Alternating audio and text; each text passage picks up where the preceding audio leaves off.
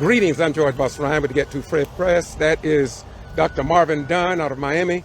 This is the bus arriving here on the spot where Mary Turner was lynched May the 17th down through the 24th when 11 people were killed here in Brooks in Lowndes County, Georgia. This is a bus tour, and I'm told that they came to learn about the week of terror in Brooks and Lowndes County, Georgia.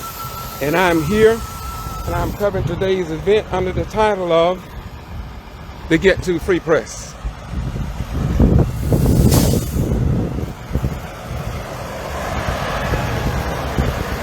Today is March the 7th, 2026. We are west of Tehara on Highway 122. And of course, we are doing what we do. And this is Dr. Dunn getting off the bus. I'm sure he's tired. He never stopped. He got more energy than any man I've ever met.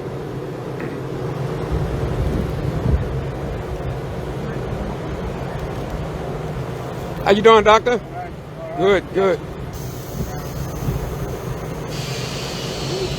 Tell why we're here briefly. I know you're busy. Yes. We're live Facebook. I just wanted to. All right, I'm going live to on mine. Okay. All right. I'm telling them to come to your channel. I already told them. Okay. All right. Yeah. Thank you. Yeah.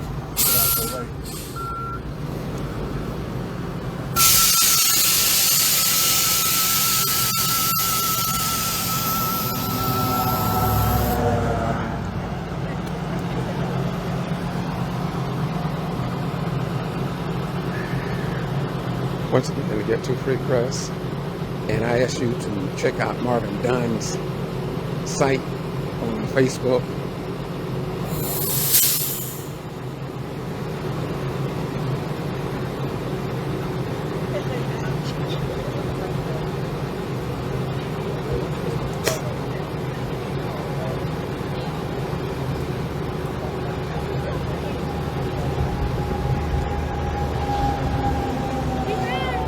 All right.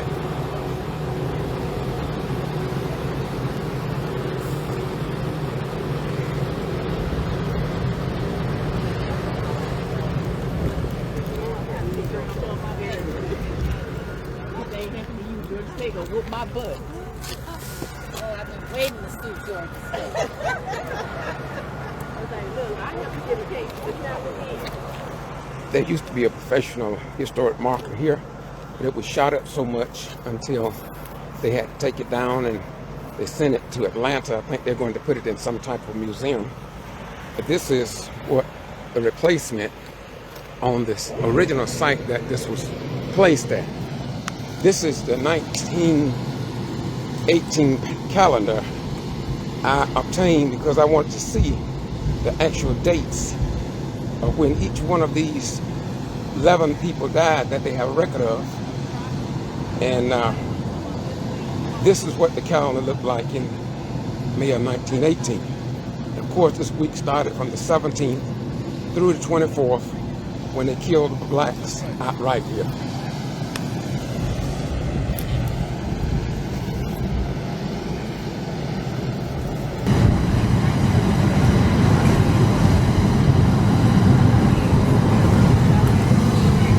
Okay, come on down this way very carefully. All the way down. Yes. Come on down here, let's go. Very carefully, come on down.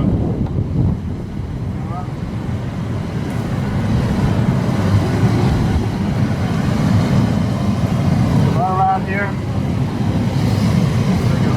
Lowndes, he's going to be talking from here. You can also come down this way if you want. Everybody up there. There you go.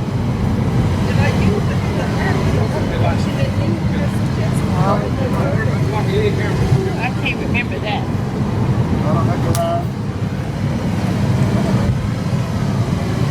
We could have come that way. Big stuff off there. Oh, yeah, I didn't see that. Watch your step carefully, please.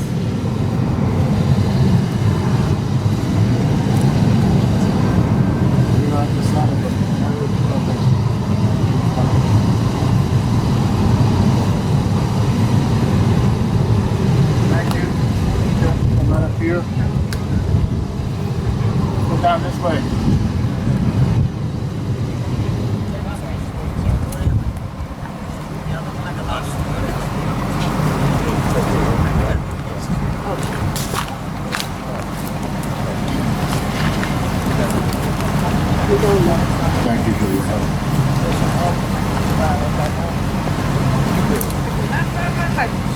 Where's George? Where are you? Fine. Ready?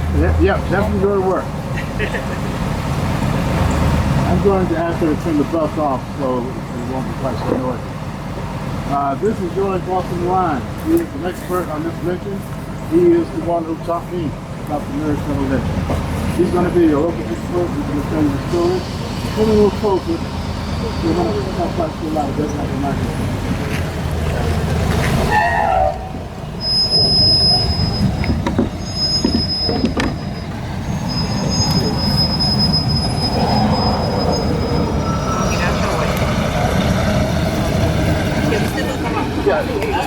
Be careful.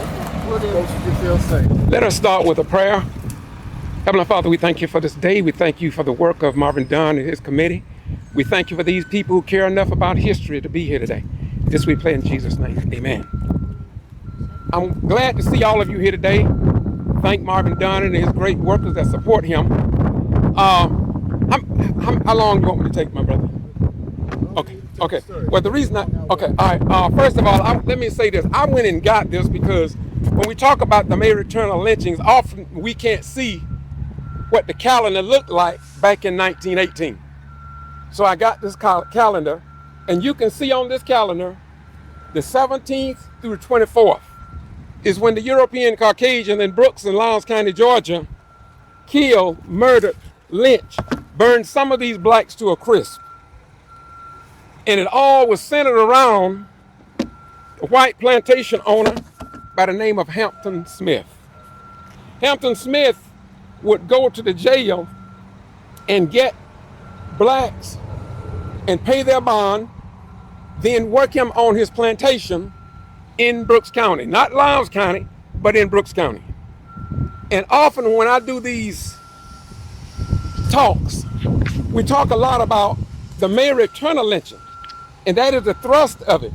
But today I'm going to take a slight different path because I'm from Brooks County, and we have other families that are mourning and grieving their lost ones as well.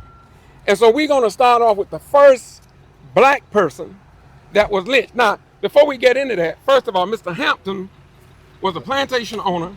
He wouldn't pay blacks what they deserved. And see, after he would pay their fine, they worked the time off. But he didn't want to let them go. So they kept working. Well, some of the blacks had guts. And so they stood up and challenged him. Okay? Sidney Johnson was one of them. Hayes Turner was one of them. Hayes Turner was the husband of Mary Turner.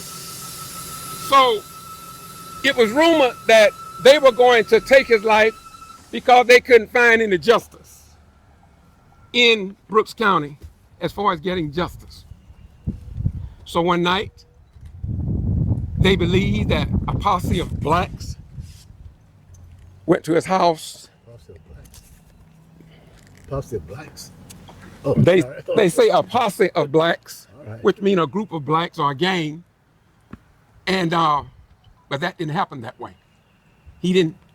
Only 2 or 3 people had anything to do with it. But they murdered all these people, and the white community went wild. So when Sidney Johnson had paid him back, and he still was working, and one day he said, I'm not going to take it anymore. He didn't go to work one morning. And when he didn't go to work, Mr. Hampton went and looked for him, found him, beat him. And you have to understand, he'd already beat Mary Turner. He had earlier than this, he also had beat Sidney Johnson before, and he had beat Hayes Turner. So I'm gonna skip along. This thing is so rich, so rich. But anyway, they shot him and killed him. And they shot his wife in the process. They shot her in her breast. The bullet went through and she survived. And they had to put it in record that she was not raped. Okay. Now it is said that this young man Hampton Smith was only 21 years old. Some people say he was 32. Okay, now, so when they heard about this, they went, wow. They started covering the countryside to find out who killed this plantation owner and shot his wife. So on the 17th of May, they found Will Head that Friday. And that Friday was the 17th. They caught him. They also caught Will Thompson the same day in Troopville. Troopville is west of Valdosta, Georgia, in Lowndes County, Georgia. They took them to the fork of the road, which is not too far from here, at the corner of the Marvin and Bonnie roads, and they lynched them. Now, Sheriff Wade Rowland and the clerk name was, can't think of her name right now. But anyway, they say they took them out of jail, or they put them in the Brooks County Jail. They took them out of jail, claimed they would take them to Moultrie for their safekeeping. When they got to Marvin and Bonnie Road, some kind of way, they say the mob overtook them, and of course they caught them and they lynched them. The third person was Eugene Rice. On the 19th, they caught him near the Marvin and Bonnie Road. They lynched him in the old campgrounds. And sometime you ever come back down here, you can go to the old campground today. That's a historic site. You will see a church and a large Caucasian cemetery. The date of their death was not recorded, but they killed him on a Sunday. The 6th, 7th, and 8th person was 3 unidentified blacks that they threw in the little river. They were unidentified, and they used to have tar buckets on these pine trees to collect the tar, and they weighted them down to make sure when they drowned them that they would not be coming up again. And of course, the 8th one, of course, the 3 for the 5th, 6th, and 7th person. The 8th person was Mary Turner, and she was lynched on the 19th, is when they caught her on the 19th of May. And that was on a Sunday. And when they caught her, the history have it that the reason they got over after her so bad was because after they had killed Hayes Turner, she said, if I find the people or person that murdered my husband, I'm going to see that they are prosecuted to the fullest extent of the law. Of course, back in those days, blacks just didn't talk like that. It made them extremely angry. And this is the reason they took Mary Turner, not at this site, I'm told, but back in those woods, back down in on the left. We traveled back down where we believed it to be years ago. And she was in her 8th month of pregnancy. And they said that her death was one of the most excruciating deaths in the civilized world. They didn't only lynch her with her feet upside down, but they also had plans for that baby. So what they did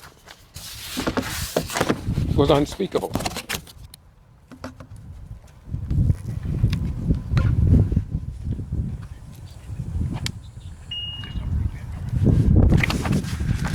Okay.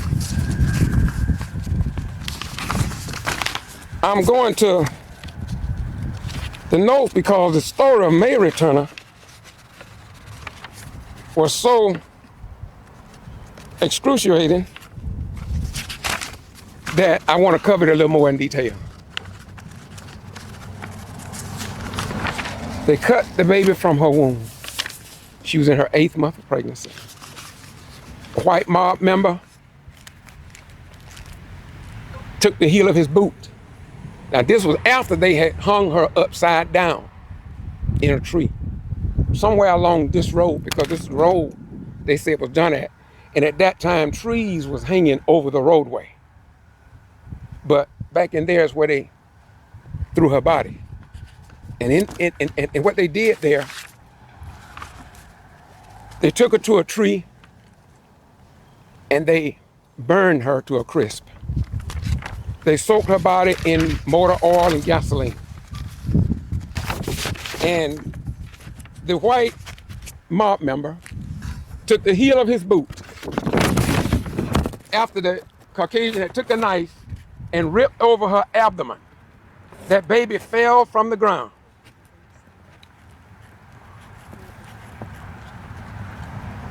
A baby fell to the ground, and when that baby fell, he took the heel of his boot and crushed the head of that baby.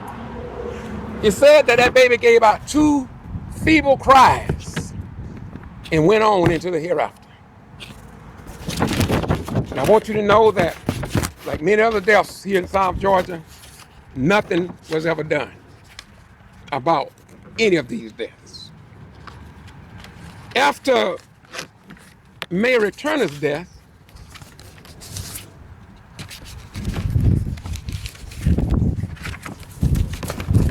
and she was the 8th person. Let me skip right along. The 9th person was Chime Raleigh. Now, Chime Raleigh was caught near the and thrown into the Little River. That's a little river. The next city up here is Barney. They threw him into the Little River. The 10th death was Shaman Schumann. Date not given of when he was captured, but they killed him along the Marvin and Barney Road. The date of that death is not recorded, but it was between 8 and 9 o'clock, and it was up near Berlin, Georgia. Berlin is on Highway 33, west of Marvin. You can go to any of these places. Most people know about these, but they won't talk about it. I know people even in the Mary Turner family. I know some people that is in the Will Head family. Some of them will talk, some of them will not. Most of the older head who know the most say the least. Sorry to say it, but that fear lives until this day. Now, the last person was Sidney Johnson. Now, all these other people was killed. Hayes Turner, although he had reason to, but had nothing to do with that actual murder. Sidney Johnson, the man who actually did it, told everybody he didn't hold no quietness in his being, that he was going to take his life, going to kill him. And of course he did that, and he made it clear that I would not be taken alive. That's what he said. And so they were searching, trying to find these people. Not only the ones I mentioned, they were trying to find anybody else that was involved. So they went searching for Sidney Johnson. They searched all of the woodside, all these woods, searching for Sidney Johnson. They thought Sidney was down in the swamps in Valdosta, hiding from the white posse, or mob, if you will. Sidney Johnson had said that he was not going to be taken easily. They found him not in the swamps, but in Valdosta City, in an old house. He was hiding out. So he went to a man, a Caucasian man. No, it was a black man that betrayed him. He was hungry. He wanted food. So this man named Mr. Bryant, Henry Bryant to be exact, came and gave Smith some food. The next thing he knew, the whole police department had the house surrounded. The chief of police, and his group, posse, had heavy guns, Big guns, long rifles, they say. They say the only thing that Sidney Johnson had was a handgun and a shotgun. He shot the sheriff in the leg. He shot 2 more officers, but they did fire so many bullets into that house until they couldn't hear no more bullets coming from the house. And it is said that after they didn't hear any more shots, just for good measure, just like they did Mary Turner, 700 bullets were fired into her. I didn't mention that. 700 bullets.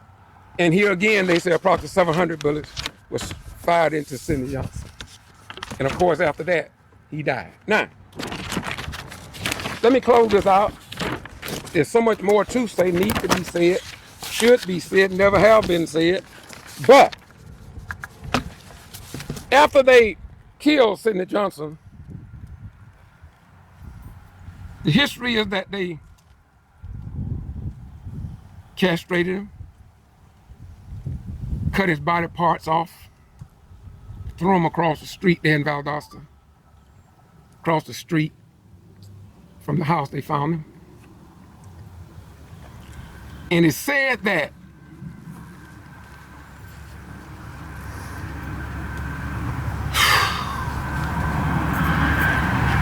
they took a rope and tied it around his neck.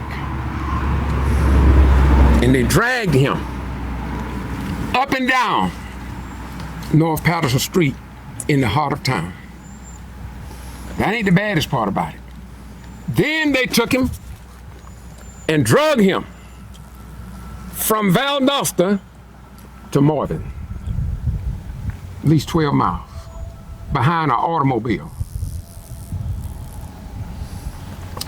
And they lynched him at the old campgrounds. They set him afire, burned him to a crisp. But at least one thing about it is that Sidney Johnson, at least he was the one who killed him. But all these other people, history records, had nothing to do with it. Now, the closing thing is that nothing was done about it until this day. But I want you to know that we look back to 1918, they are not the only ones. Until this day, down here, you can go missing. Like Kendrick Johnson, if y'all followed him.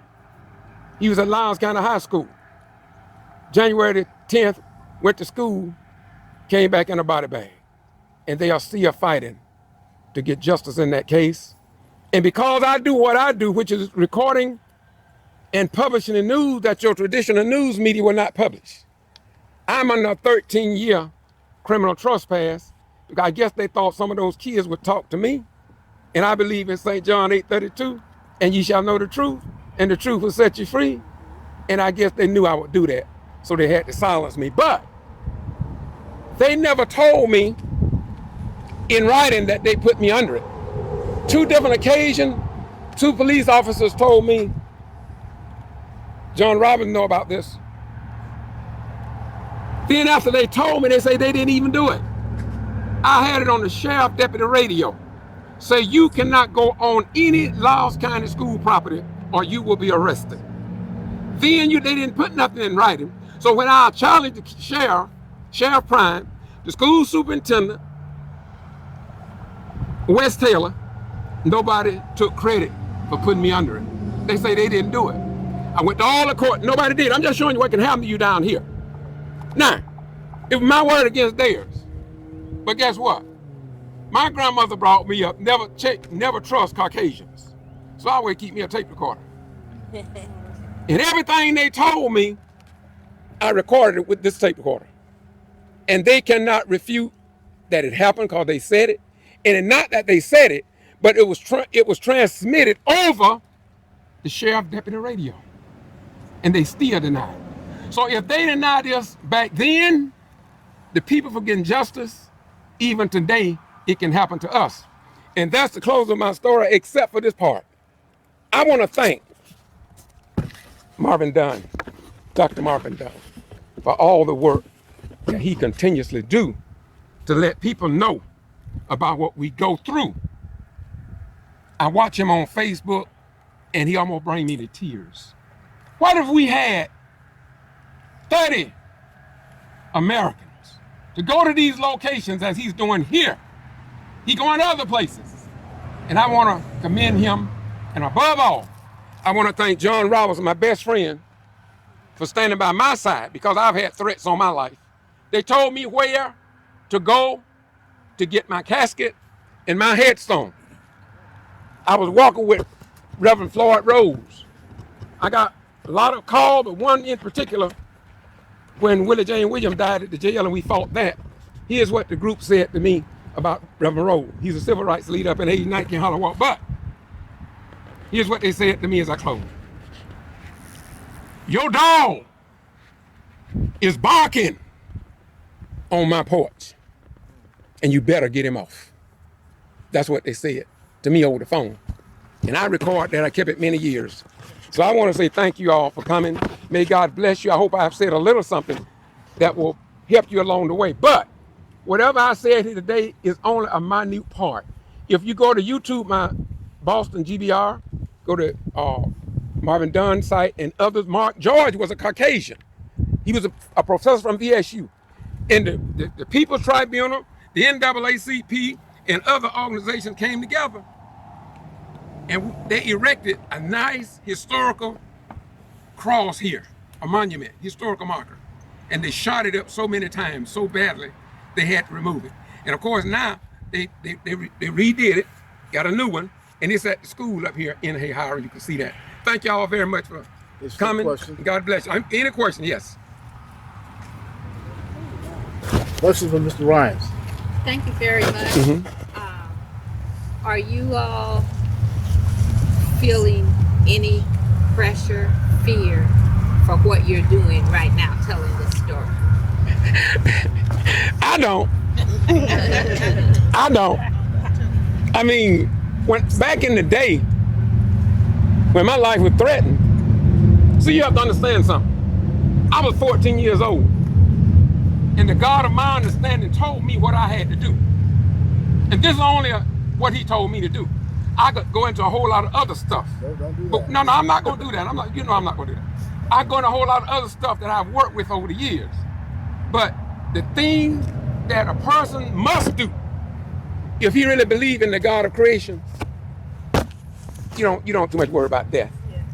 George, tell us a little bit about growing up here in this area of Georgia, your own experience, what kind of work people did, just a brief sense of what life was like here back in the 30s and during your Well, I wasn't here in the 30s. I was born in 1951, but what happened is I was born in Thomas County.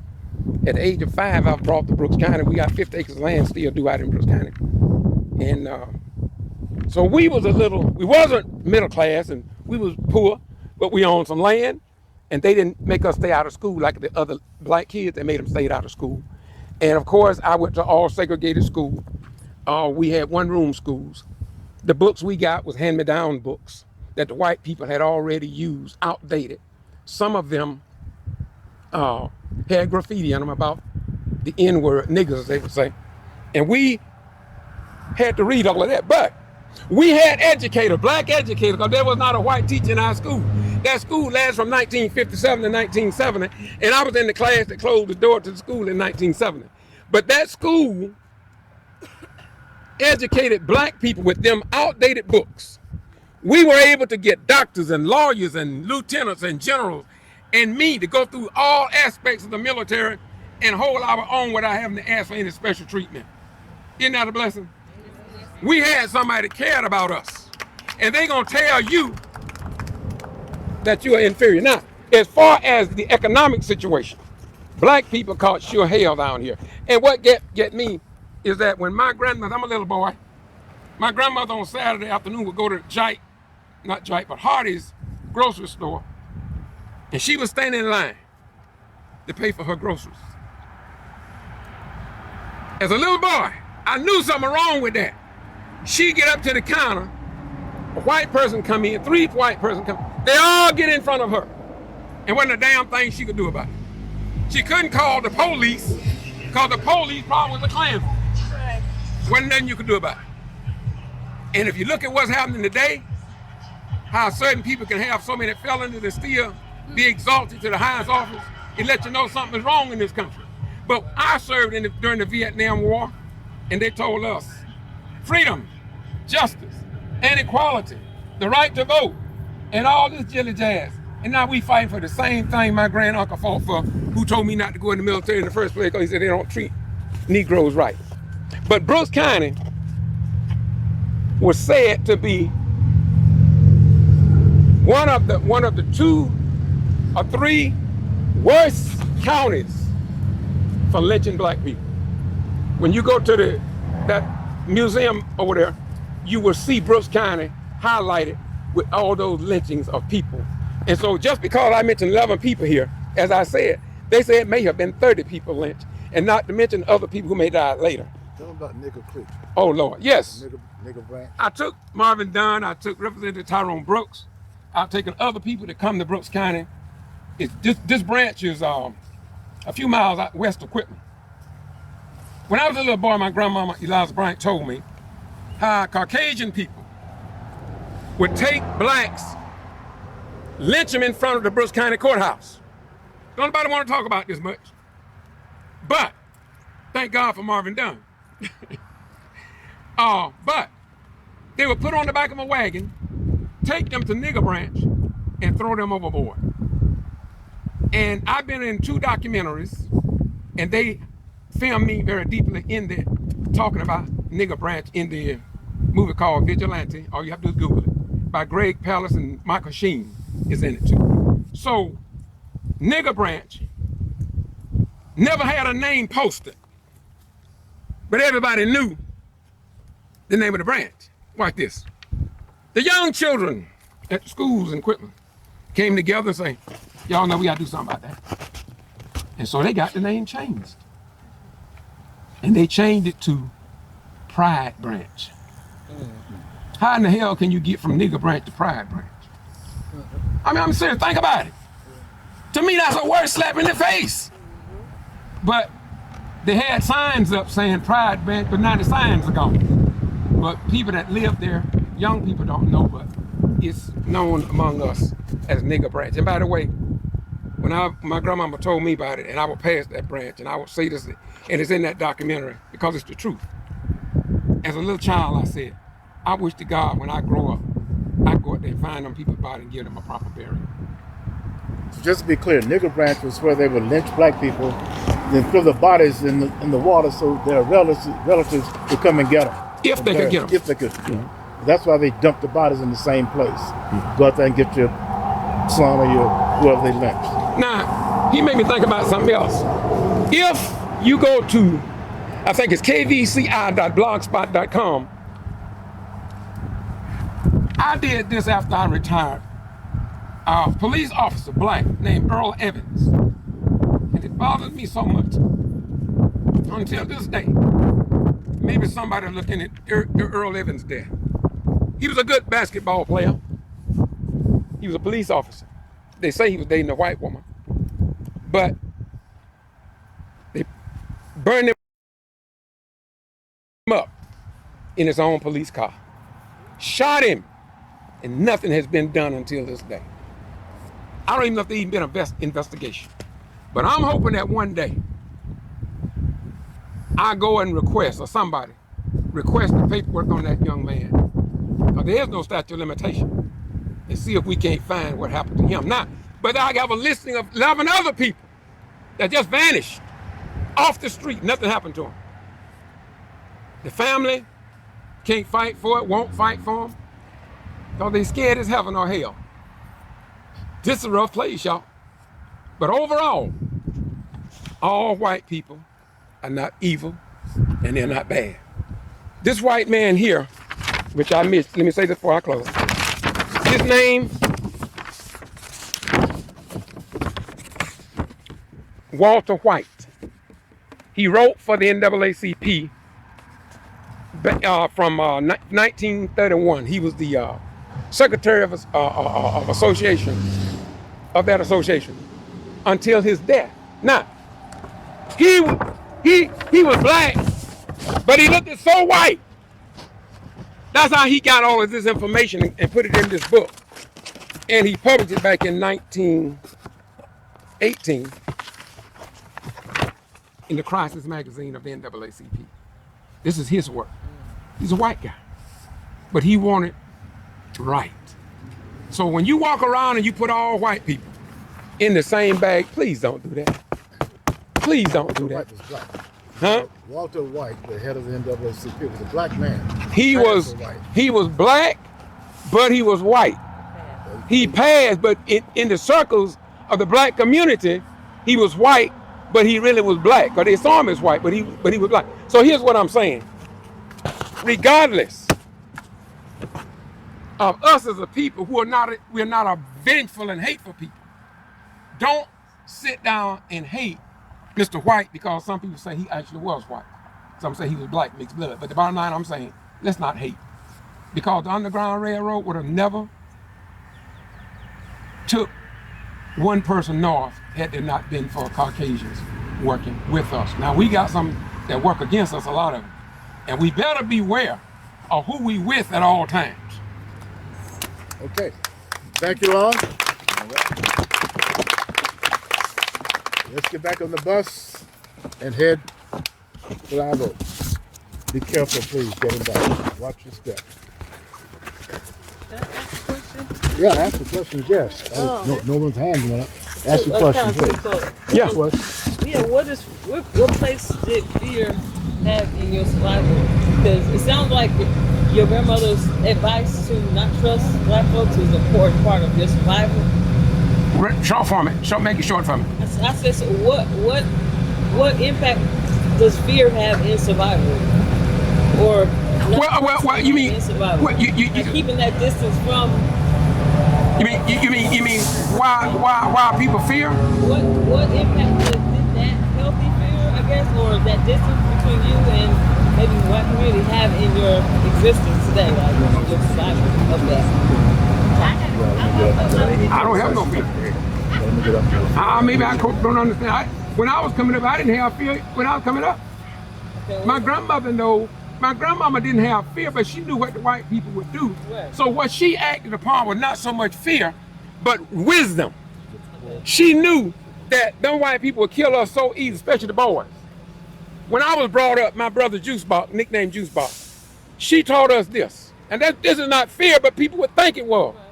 She said, when you see a white woman going in the basement, make it to the attic. When you see her going in, you come out. And so we knew that. So what I'm saying is that although those older heads, we say they were scary, we say they were fearful, but they wanted us to survive. Now guess what done happened now? I remember when we young folk wanted to burn stuff down. And I didn't understand it then, but I can see it today because what's happening in the Middle East is in the Bible. Yeah, and I can talk about it. So a lot of people don't know what's happening over there, but I can tell you a little bit about it biblically. Yeah. You see what I'm saying? So I'm not going to get into it, but I want you to know that what is happening now is that we can talk like this because they couldn't talk about it yesterday. Right. And so we got to understand that in order for us to get here today, I had to obey what my grandmama said yesterday. Right. When I went in the military, she said this country is not equal, but don't you sell out this country. She said be the best person in the army you can. She said just because they mistreat you, you don't mistreat them. So although people would think that my grandmother was scared as hell, when I got older and looked up at all these deaths, murders that nobody talk about, I could have been one of them. But my grandmother gave me the wisdom, the knowledge and the understanding to be here in the lecture you all. All right, Reverend. All right. Okay. We gotta go. Give us a piece of wisdom. Give you a piece of wisdom? Well, I'm gonna argue the last one. I'm gonna give you this. Get it personally because we gotta go in the I'm gonna give you this very short. It won't take long. Okay. My piece of wisdom is this. This is in my book. I got some books. I'm the author of 2 books. I'm in the book, but this is a piece of wisdom, very short. Yes. 2 heads may be better than one, but never forget which one belongs to you. Be careful getting back That's in my book. Okay. Watch your step. Thank y'all so much. Thank Watch you. your step. Thank you. Could you remind me of your name, sir? George Boston Rhines. R-H-Y-N-E-S. Yeah, don't I have cards if anybody want one. You can see I got thousands of videos on YouTube, Facebook, all everywhere. Well, I'm gonna come over on this side. I want to. All right, thanks for meeting you. You're very welcome. Y'all hit me up and friend me up. Too many people don't know about this history. But I'll say again, Marvin Dunn is a great man. I know he gets tired of me talking about it. I can't help it. That's the flavor of my nature and the nature of my flavor. Thank you so much. Thank you so much, my beautiful sister. Thank you. Thank you for you. Thank you. I saw that documentary. That's why. You did? Oh, you did? Okay, Yes, I thank you. did. Yeah. Once again, this is the Get Too Free Press. I'm George Boston Rhines. I've been doing this type of work since 1975. Most black people don't think that much of it, but it's all right with me. Some of us was hewed out of the mountain of despair from the God of creation. And what I like is that you don't have to hate. All we have to do is love. The Bible says heaven and earth will pass away, but my words won't stand forever. Though I walk